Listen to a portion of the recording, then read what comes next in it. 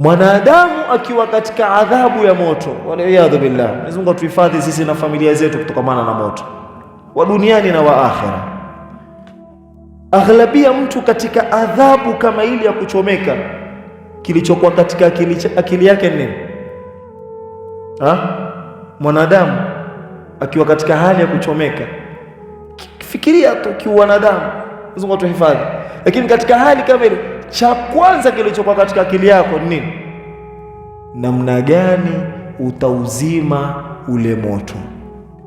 Utana mtu yuwazunguka, yuwajipiga piga, kwa sababu akili yake ya mtuma uzime umoto. Suala litakuja, je, moto wa Mwenyezi Mungu Subhanahu wa Ta'ala ni mwenye kuzimika? Hauzimiki.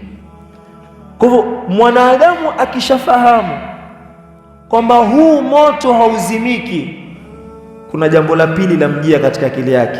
Nini?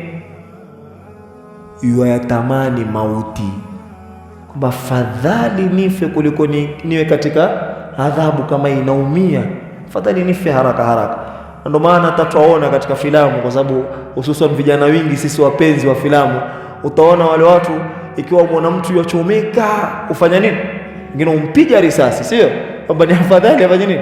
Afe kuliko katika adhabu kama ile. Watu wa motoni, Mungu atuhifadhi, watayatamani mauti kabla hata ya kuingia moto wa Jahannam.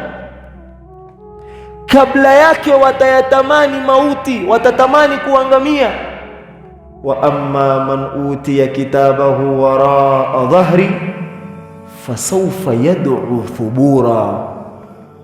Hajaingizwa katika moto wa Jahannam kwa kuona tu wajia yauma idhin bi Jahannam, kisha Mwenyezi Mungu azime hadhihi jahannamu allati kuntum tuadun, kwa kuona ule moto wa Jahannam na kupawa kitabu chake kwa mkono wa kushoto, atatamani mauti pale pale. Fasawfa yad'u, tunasema hivi karibuni, yad'u, atayaita nini? Thubura, maangamivu, kwamba afadhali mimi nifariki.